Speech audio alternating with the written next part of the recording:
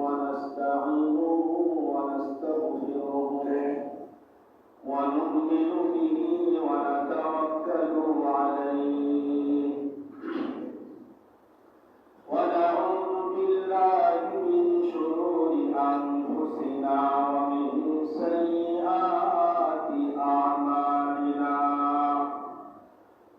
من يهده الله فلا مضل له ومن يضلله فلا هادي له ونشهد أن لا إله إلا الله وحده لا شريك له ونشهد أن سيدنا وسندنا وحبيبنا ومحبوبنا ومرشدنا ومولانا محمدا عبده ورسوله أرسله بالحق بشيرا ونذيرا وداعيا إلى الله بإذنه وسراجا منيرا أما بعد فأعوذ بالله من الشيطان الرجيم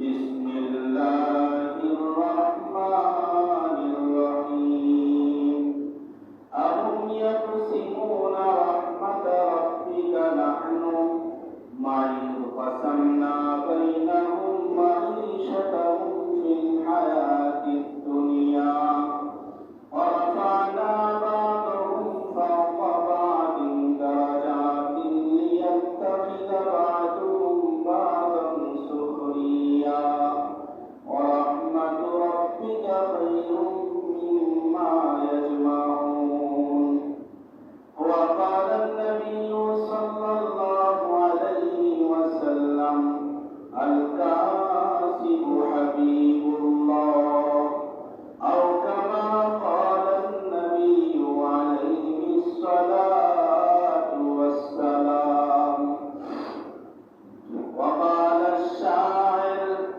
بذكر شهر جبيني ذا الفروشات بذكر شهر جبيني ذا الفروشات ولدانا ندري معنا كروشات نبل البر ولشت تسبيح دانيست يهد قارب تسبيح عشق زبانيست يهد حقها مدغزاني روحنا برهما مريد لمجروحنا لا إله إلا الله لا إله إلا الله لا إله إلا الله لا إله إلا الله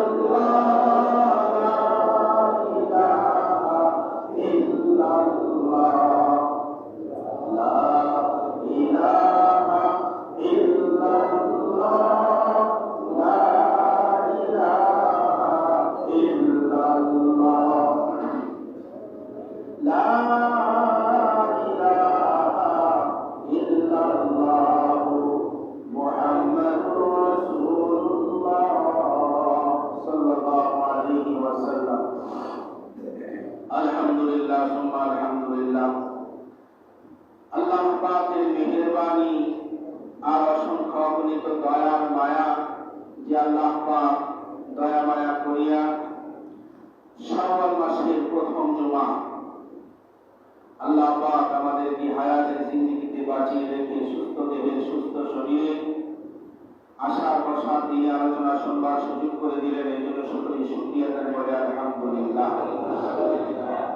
আজকের আলোচনার বিষয় শ্রমের মর্যাদা, শ্রমিকের মর্যাদা। শ্রমের মর্যাদা, শ্রমিকের মর্যাদা সম্পর্কে আজকের আলোচনা। যেহেতু সামনে পহেলা মে, 2-1 দিন পরে এই মে দিবস, আন্তর্জাতিক দিবস, তো ইসলাম সম্পর্কে, ইসলামে শ্রমের মর্যাদা কি সম্পর্কে সংক্ষিপ্ত আলোচনা যতটুকু করা যায়। আল্লাহ রাব্বুল আলামিন কোরআনে কারীমের মধ্যে বলেন, আহুম ইয়াকসিমুনা রাহমাত রাব্বিক, হে মানব মণ্ডলী, আহুম তারা কি তোমার রহমত, তোমার আল্লাহ পাকের রহমত, তোমার রবের রহমত কি তারা বন্টন করে? আল্লাহ পাক নিজে তার বান্দাদেরকে প্রশ্ন করতেছে, আহুম ইয়াকসিমুনা রাহমাত রাব্বিক, হে আমার বান্দারা, তারা কি, অর্থাৎ যে কোনো বান্দা, কাফের হোক, মুশরিক হোক, মুসলমান হোক, তারা কি তোমার রবের রহমত তারা কি বন্টন করে? না, তারা কখনো করতে পারে না। নাহনু কাসামনা বাইনাহুম মাঈশাতাহুম ফিল হায়াতিদ দুনিয়া, আল্লাহ পাক নিজেই বলেন, পার্থিব জীবনে যা কিছু প্রয়োজন আমি আল্লাহ পাক বন্টন করে থাকি। নাহনু কাসামনা বাইনাহুম মাঈশাতাহুম, তাদের মাঝে জীবিকা উপযুক্ত বা জীবিকার জন্য যা উপযুক্ত সব কিছু আমি আল্লাহ পাক বন্টন করে থাকি বান্দার মাঝে, সৃষ্টির মাঝে। সুবহানাল্লাহ ওয়া বিহামদিহি। নাহনু কাসামনা বাইনাহুম মাঈশাতাহুম ফিল হায়াতিদ দুনিয়া। এরপরে আল্লাহ পাক বলেন, ওয়ারাফা'না বা'দাহুম ফাওকা বা'দিন দারাজাত, কিন্তু আমি আল্লাহ পাক একজনের মর্যাদা, একের মর্যাদা অপরের উপরে আমি উন্নতি করেছি, সবাইকে সমান করি নাই। তারা যা সম্মানের দিক দিয়া কাউকে কারো উপরে আমি সম্মান দান করেছি, কাউকে কারো উপরে আমি স্তর বেঁধে সম্মান বেশি করে দিয়েছি। লিয়াত্তাখিযা বা'দুহুম বা'দান সুখরিয়া, যাতে করে একে অপরকে সেবক রূপে গ্রহণ করতে পারে, সেবক রূপে মেনে নিতে পারে। লিয়াত্তাখিযা বা'দুহুম বা'দান সুখরিয়া। শেষে আল্লাহ পাক বলেন, রাহমাতু রাব্বিকা খায়রুম মিম্মা ইয়াজমাউন, মানুষ যা কামাই করুক না কেন উত্তম হলো আল্লাহ পাকের রহমত। সুবহানাল্লাহ ওয়া বিহামদিহি। রাহমাতু রাব্বিকা, তোমার প্রভুর রহমত হলো খায়রুন, সবচেয়ে উত্তম, মিম্মা ইয়াজমাউন, মানুষ যা হাতের কামাই, মুখের কামাই, ব্রেনের কামাই, যা কামাই সঞ্চয় করে তার চেয়ে শ্রেষ্ঠ হলো সম্পদ, শ্রেষ্ঠ আর উন্নত সম্পদ হলো আল্লাহ পাকের রহমত। সুবহানাল্লাহ ওয়া বিহামদিহি। আমার ভাইরা, এই আয়াতের সামঞ্জস্যে তাফসীরে কুতুবীর মধ্যে, তাফসীরে ইবনে কাসীরের মধ্যে বিভিন্ন কথা আলোচনা করা হয়েছে। হযরত আম্বিয়া আলাইহিস সালাম পৃথিবীতে সবাই শ্রমিক ছিলেন, বেশিরভাগ। হযরত আদম আলাইহিস সালাম জান্নাতের মধ্যে বিনা শ্রমে জান্নাতি পোশাক পেয়েছিলেন, কিন্তু আল্লাহ পাক নিজাম রাখলেন, কিছুদিন পরে বের করে দিলেন, যেভাবে হোক বের হোক। অথচ এক সময় বিনা শ্রমে রিজিকের ব্যবস্থা ছিল, পোশাকের ব্যবস্থা ছিল, খানার ব্যবস্থা ছিল। জান্নাত তো জান্নাত, মরে চাইবে তো মরে যাওয়ার সঙ্গে সঙ্গে খাবার এসে উপস্থিত হয়ে যেত, ভুল তো হয়ে যেত খাবার, শুধু চাবাইত আর ভেতর আসতো, আবার হজম হয়ে যাইত। কি জান্নাত! এত সুন্দর নাজ নিয়ামত আল্লাহ পাক পছন্দ করলেন না আদমের জন্য, দুনিয়াতে প্রেরণ করলেন। মুসা কালিমুল্লাহ, এনাদের উম্মতদেরকে বনি ইসরাঈল বলা হয়, পরবর্তীতে ইয়াহুদি, এনাদেরকে অর্থাৎ 40 দিন ময়দানে ঈদের মধ্যে 40 বছর পর্যন্ত, 40 দিন না 40 বছর পর্যন্ত, কেউ কেউ বলেছেন 40 দিন, 40 বছর পর্যন্ত ওনাদেরকে বিনা শ্রমে মান্না সালোয়া খাওয়াইছেন, আকাশ থেকে খাবার, কোন শ্রমের প্রয়োজন ছিল না, পছন্দ হয় না। আকাশ থেকে বরফের মতো ঘাসের উপর পড়ে যায়, এখন যেমন শিশির পড়ে এরকম এক ধরনের খাবার, বরফের মতো খাবার পড়ে থাকতো, খুব সুস্বাদু ছিল। মান্না সালোয়া বলা হয়, মান্না বলা হয়, এটাকে সালোয়া বলা হয়। বাবুই পাখি, ছোট্ট ছোট্ট বাবুই পাখির মতো এক ধরনের পাখি থাকতো, খুব সুস্বাদু। এই বনি ইসরায়েলের জন্য, ইহুদিদের জন্য, পরবর্তীতে নাম ইহুদি, আল্লাহ পাক এদেরকে 40 বছর পর্যন্ত বিনা শ্রমে, কোনো কষ্ট নেই, ইবাদত করতে রাখলেন। আল্লাহ পাক ঈসা আলাইহিস সালামের উম্মতের জন্য খামচা ভর্তি আকাশ থেকে বড় ধরেন বড় পাত্র, বড় প্লেট, এখানে খাবার আসতো। উম্মতদের দিলেন, আসতো আকাশ থেকে খাইত। আল্লাহ পাকের নিজাম কিছুদিন রাখলেন, এরপরে আবার আলাদা করে। আসলে আল্লাহ পাক নবীদেরকে, যাদের আল্লাহ পাকের সবচেয়ে শ্রেষ্ঠ বান্দা, আল্লাহ পাকের প্রিয় বান্দা, এদেরকেও আল্লাহ পাক শ্রম ছাড়া রাখেন নাই। এই তাফসীরে কুরতুবীর মধ্যে আসছে হযরত আদম আলাইহিস সালাম আল্লাহ পাক জিবরাইল আলাইহিস সালামের মাধ্যম দিয়ে আকাশ থেকে গমের বীজ, এরপরে ধানের বীজ আনায় দিলেন। আদম আলাইহিস সালামকে শিখায় দিলেন জিবরাইল আলাইহিস সালাম এইভাবে চাষ করেন। চাষ করলো, ধান আসলো, গম আসলো, পিষলেন, রুটি বানাইলেন। রুটি খাবেন, এই মুহূর্তে রুটিটা পড়ে গেল একবারে পাহাড়ের পাদদেশের নিচে। অনেক শ্রমের বিনিময়ে রুটিটা পাইলেন। যখন গলদকরণ করবেন, তাফসীরে কুরতুবীর মধ্যে আসছে আল্লাহ পাক ইরশাদ করলেন, আদম, এইভাবে আপনি সহ আপনার উম্মতদেরকে কষ্টের বিনিময়ে আমি রিজিক দান করব। সুবহানাল্লাহ। আমার ভাইরা, আল্লাহ পাক রিজিক দিতে পারেন কষ্ট ছাড়া, কিন্তু আল্লাহ পাক স্থায়ী নিজাম হলো আল কাসিম হাবিবুল্লাহ। আল্লাহ নবী মুহাম্মদুর রাসূলুল্লাহ সাল্লাল্লাহু আলাইহি ওয়াসাল্লাম বলেন, আল কাসিম হাবিবুল্লাহ, যারা নিজের হাতে কামাই করে, নিজের কর্ম, নিজের প্রচেষ্টা, নিজের ব্রেন মেধা ব্যয় করে অর্জন করে, এই সমস্ত অর্জনকারীকে আল্লাহ পাক আল্লাহর বন্ধু বলেছেন। সুবহানাল্লাহ। আল কাসিম হাবিবুল্লাহ, নবী বলেন আল কাসিম হাবিবুল্লাহ, যারা অর্জনকারী, উপায়, নিজের মেধা, নিজের যোগ্যতা, নিজের সবকিছু ব্যয় করে যে ব্যক্তি কামাই করে, সে হলো আল্লাহ পাকের বন্ধু। সুবহানাল্লাহ। এই জন্য ভাইরা, বেকার যুবক যারা বেকার বসে থাকে, কোনো কাজকর্ম একটা চেষ্টা সাধনা নাই, এমনি বসে থাকে, বাপের হোটেলে খায়, এরা আল্লাহ পাকের বন্ধু না। এই জন্য ভাইরা, সব শিল্প, যে ক্ষুদ্র থেকে ক্ষুদ্র শিল্প, কেউ কাউকে ছোট করতে পারবে না। ছোট ওই যে আমরা আজকে কামার, কুমার, নাপি, এরপরে আমাদের মেথর ছোট মনে করি না। ইসলামের নিয়ম হলো কেউ কাউকে ছোট না। আল্লাহ পাকের বিধান হলো ইন্না আক্রামাকুম ইনদাল্লাহি আতকাকুম, তোমাদের মধ্যে ওই ব্যক্তি আল্লাহ পাকের কাছে সম্মানিত যার ভিতরে তাকওয়া আছে। সুবহানাল্লাহ। আল্লাহ ভিত্তি সবচেয়ে বড় জিনিস তাকওয়া। মেথর সবচেয়ে শ্রেষ্ঠ আল্লাহর কি হতে পারে যদি তাকওয়া থাকে। কামার, কুমার, নাপি, জেলে, মজুর, শ্রমিক, নিম্ন থেকে নিম্ন, আরব কান্ট্রির ভিতরে এখনো পর্যন্ত কোন শিল্পকে তারা ছোট মনে করে না। তাদের মর্যাদা হলো তাকওয়া। আমাদের দেশে এমন পরিস্থিতি বা পরিবেশগত মেথডকে আমরা ছোট মনে করি। এই জন্য হযরত ইমাম আবু হানিফার ঘটনা আছে। হযরত ইমাম আবু হানিফা রাহিমাহুল্লাহু তাআলা জুমার নামাজের জন্য যাচ্ছিলেন, এর পাশেও পানি, এর পাশেও পানি।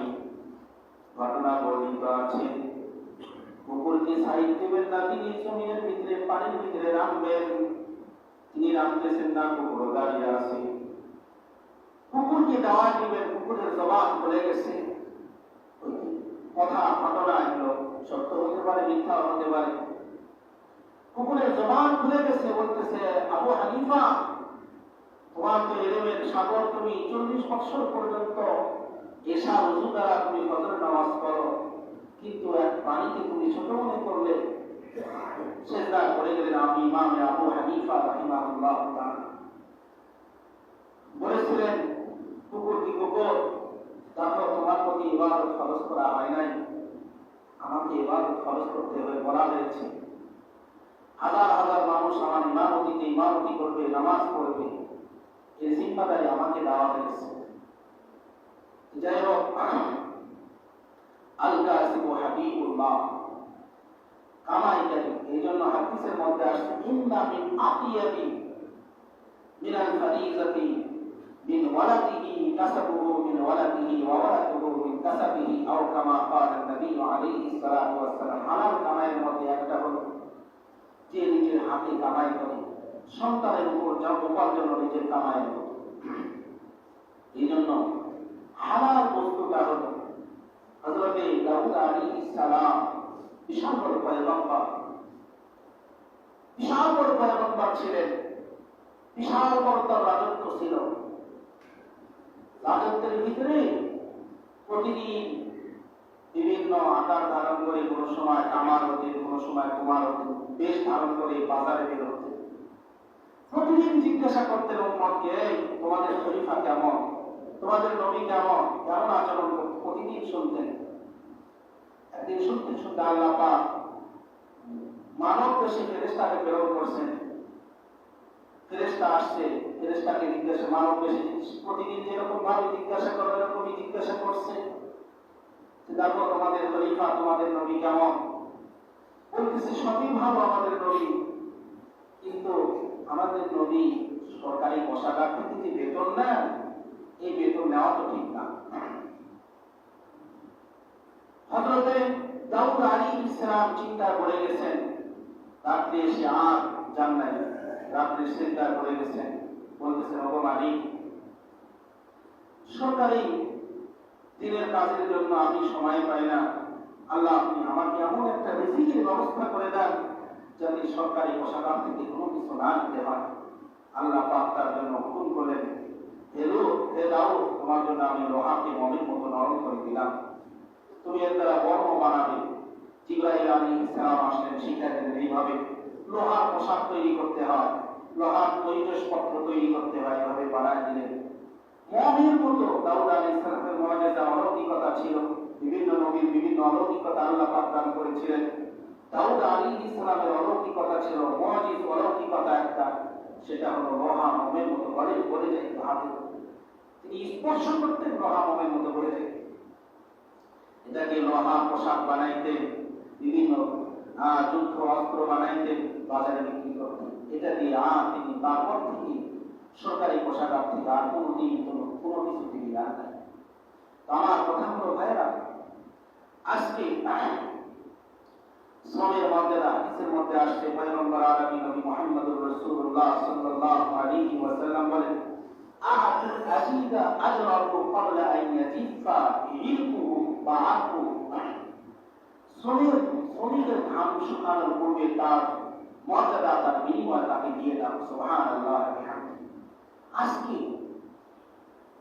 এই পহেলামে যে আমেরিকার শিকাগো শহরে এই মার্কেটের ভিতরে যে ঘটনা ঘটেছিল, এক সময় 24 ঘন্টার মধ্যে 18 ঘন্টা মানুষের শ্রম দিতে হতো, মাত্র 4 ঘন্টা ঘুম হতো, 6 ঘন্টা 5 ঘন্টা ঘুম হতো, এর মধ্যে আরাম বিরাম বিভিন্ন কিছু আছে। যাই হোক, এক সময় আন্দোলন করলো, ফাঁসিতে ঝোলানো হলো, পরবর্তীতে এটা আন্তর্জাতিক পর্যায়ে শ্রমিক দিবস হলো, ঘন্টা কমিয়ে দিয়ে 8 ঘন্টা 6 ঘন্টা কমানো হলো। এটা হলো মূল কাহিনী। আসলে শ্রমিক মালিকের ইনসাফ যতক্ষণ পর্যন্ত প্রতিষ্ঠিত না হবে, ততক্ষণ পর্যন্ত এই সম্মান আসবে না। আজকে মালিক পক্ষ একদিকে, শ্রমিক পক্ষ আর একদিকে। মালিক পক্ষ চায় শুধু কাজ করো, কাজ করো, কাজ তার তো আরামের জায়গা দেওয়া লাগবে, তার কি পরিশ্রমী ঠিক দেওয়া লাগবে, তা তো খেয়াল করে না। গাড়িওয়ালা দেখবেন, ড্রাইভারও চুরি করে, কি করবে? একটা মাইক্রো বাস গাড়ির ড্রাইভার, ওনার বেতন 500 টাকা, তো 500 টাকা ওনাকে খাটায় দিচ্ছে। আমার জানা মতে আমি একটা গাড়িতে 71 গাড়ি ওই রোহিঙ্গাদের প্রাণ দিতে গেছিলাম, হাওড়া মাইক্রামের দল ঢাকা থেকে, শুনেছি এত সুন্দর গাড়ি, খুব ভালো। ওনার বেতন এই ইয়ার থেকে নিয়ে অর্থাৎ ঢাকা থেকে নিয়ে গেল প্রথম বাসবাজার, ওখান থেকে টেকনাফ ওই গাড়িটা যায়, একটা গাড়ি বদলানো হয়নি, প্রায় 14 ঘন্টা 15 ঘন্টা, ওনার বেতন 1000 টাকা ওই সময়। তো উনি সারাটা দিন প্রায় 15 ঘন্টা দিল, ধরেন 24 ঘন্টায় চলে যাবে, এদিক ওদিক দিয়ে 24, একটা দিনে তার কোনো আরাম বিরাম নাই। আমরা সবাই ঘুমিয়ে পড়েছি, সে তো কিন্তু ঘুমায় নাই। একজন চালক, আপনি একজন লোক বসে আছেন, কিন্তু একজন চালক সারা রাত আপনাকে ভাড়া দিয়ে গন্তব্যস্থলে পৌঁছায়, তিনি আপনাকে সুখে আগে করছেন না। এই জন্য আমাদের বুজুর্গানে রিক্সা চালক, শ্রমিক, এই রিক্সা চালক যদি না থাকতো তুমি তো তোমার গন্তব্যে স্থলে পৌঁছতে পারতে না। এই নিয়ামতের শুকরিয়া আদায় করছো তোমার। আজকে যদি ওই গাড়ির ড্রাইভার না ঘুমাইতো, না মানে ঘুমিয়ে থাকতো, আমি তো আমার গন্তব্য স্থলে পৌঁছতে পারতাম না। এই নিয়ামতের শুকরিয়া আদায় করা দরকার। যাই হোক, 1000 টাকা এনারা চুরি করবে না কেন? এখানে যেখানে 3 দিন খাটানো হচ্ছে, এইভাবে মালিক পক্ষ সবসময় চায় তাদের কাজ বেশি, ইনসাফ নাই, বেতন নাই। শ্রমিকরা তখন দেখতেছে যে আমাদের ইনসাফ আমাদের করা হলো না, আমরা কিভাবে চুরি করা করবো। তেল, আমার জানা মতে যখন আমাদের হাসপাতালে ছিল ওখানে বিভিন্ন অ্যাম্বুলেন্স আছে, জানা আছে, ড্রাইভাররা বলে হুজুর বেতন দেয় 500 টাকা, হ্যাঁ দিন হিসাবে 500 টাকা। এখন খাওয়া দাওয়া এখন কি করবো, চুরি করবো, তেল তুলি, এই তেলটা আবার ওখানে 3 কেজি বিক্রি করি আরেকজনের কাছে।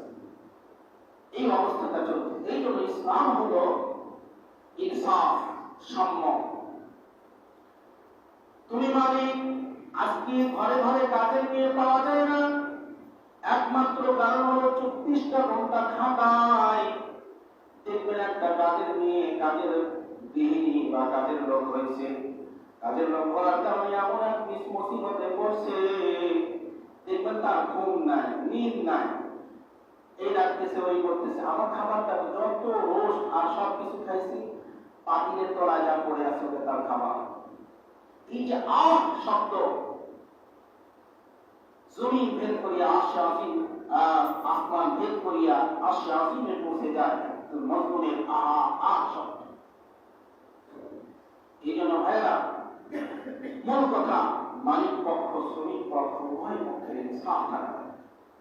ইনসাফ এবং সময় নির্ধারণ করা। ওই কাজের লোককে তার নির্ধারিত টাইম করে দিলেন, তোমার 8 ঘন্টা কম, বা তোমার এই টাইম, বাকি টাইম আপনি যখন ঘুমান তাকে ঘুমানোর টাইম দিয়ে দিলেন। ইনসাফ করলেন। ইনসাফের কারণে, সামনের কারণে দেখা যাবে ওই কাজের লোক আপনার হক আদায় করবে, আর আপনি তার প্রতি জুলুম করবেন, সে আপনার প্রতি জুলুম করবে। এই জন্য এই শ্রমিক দিবসে আমাদের প্রতিবাদ্য থাকবে, সাম্য আমরা প্রতিষ্ঠা করব, ইনসাফ প্রতিষ্ঠা করব।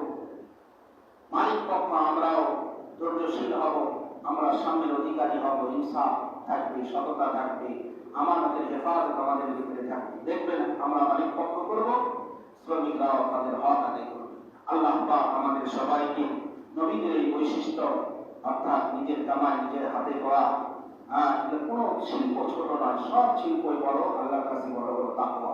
আল্লাহ পাক আমাদের সবাইকে যা কিছু বললাম শুনলাম আমল করার তৌফিক দান করেন। ওয়া আখিরু দাওয়ানা আলহামদুলিল্লাহি রাব্বিল আলামিন।